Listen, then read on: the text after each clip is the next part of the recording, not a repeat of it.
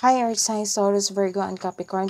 Welcome po sa ating channel at ito ang inyong Daily Gabay Tarot Reading for September 8, 2023. Please be reminded that this is general reading po, so maaari kayong makarelate o hindi. Just take what resonates. Gamitin ang reading na ito bilang gabay lamang. Balik po kayo dito bukas para sa ating Daily Gabay Tarot Reading for September 9, 2023. Please like, subscribe, and click bell button para updated po kayo sa Daily Tarot Reading natin. Maraming salamat po.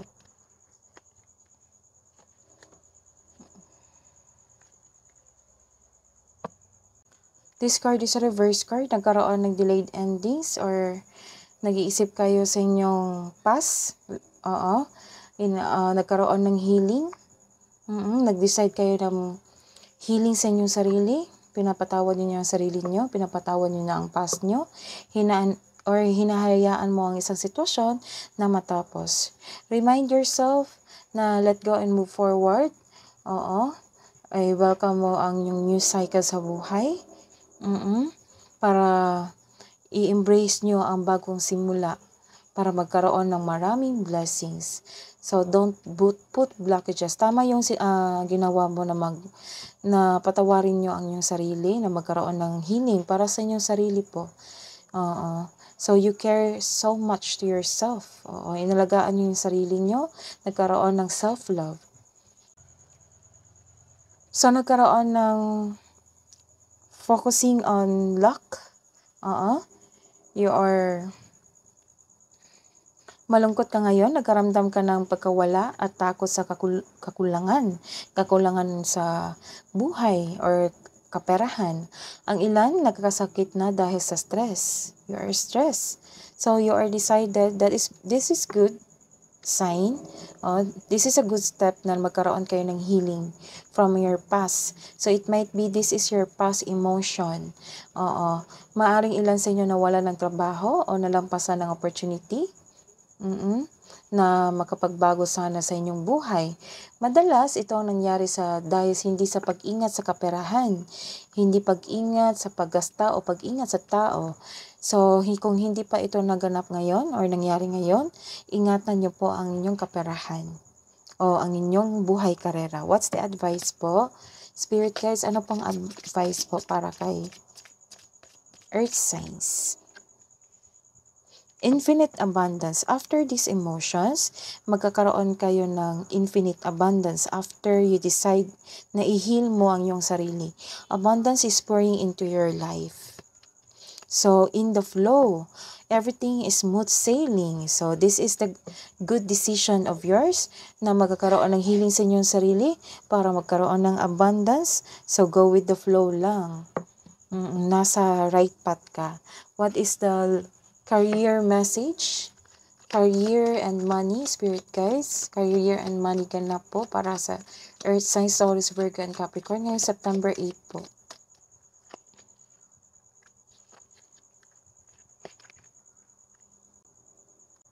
So, this is the reverse card. Nagkaroon ng delay sa success.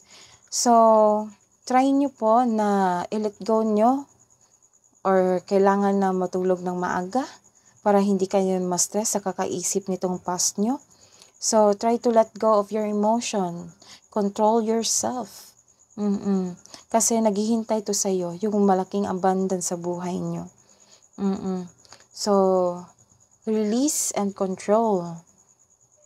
So, magkakaroon ng delay talaga in success. Pero meron success. Magkakaroon ng delay kasi nagkaroon pa kayo ng emotion ngayon. Kailangan nyo i-let go yan para ma-claim nyo to. So, this is the message. You are disappointed kasi nagkaroon ng delay. It might be naghihintay kayo sa kaperahan, sa kontrata.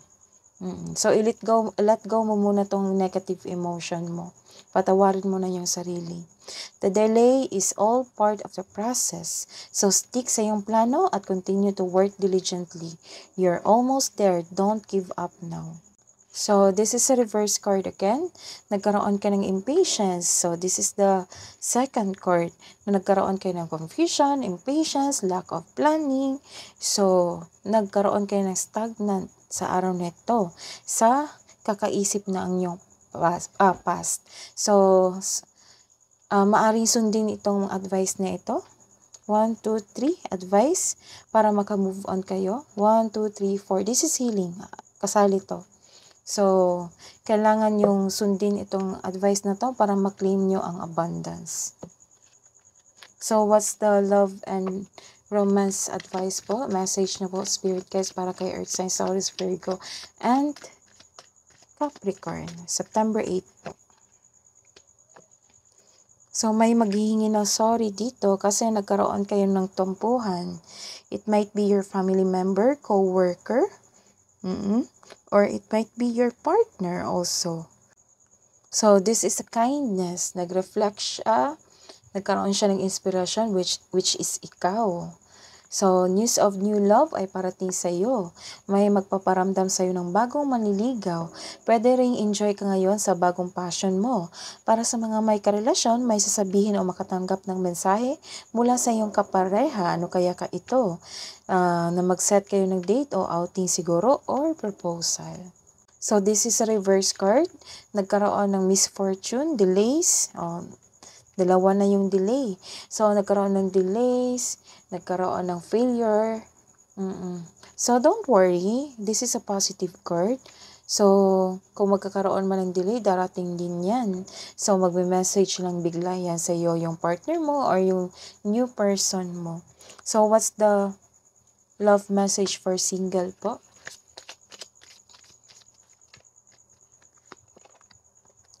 Today holds unlimited possibilities to see the beauty in life. So, maghanda kasi parating na tong bagong pag-ibig.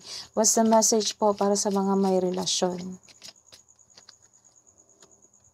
Illusion. Avoid the trap of mistaking a fantasy for a true soul connection. What's the hidden message from your past love? Ex, panyan, or the one that got away, your crush, secret admirer. So, I feel you even though we are apart. So, magkalayo pa kayo. So, what's the hidden message from your partner? Yung kapareha, ang inyong kasintahan o asawa. Sometimes I stay awake thinking about you. So, iniisip ka niya. What's the love message for Earth signs, Taurus, Virgo, and Capricorn? Ngayong September 8 po, Spirit Guides. Beware of what you are projecting for the qualities you admire. In one another are qualities you both possess. Equally so, the qualities you don't like are also your own reflection. So, what's the advice pa po? Para kay Earth signs, Taurus, Virgo, and Capricorn. Ay, lumipad. Confidence is your key to success. So, take this advice po para magkaroon kayo ng abundance sa inyong buhay, karera at kaperahan. Sa inyong buhay, sa inyong sarili. Maraming salamat po. That is your reading today. Earth signs, balik po kayo dito bukas. Please like, subscribe, and click bell button for notification para po updated kayo sa daily tarot reading natin. Maraming salamat po.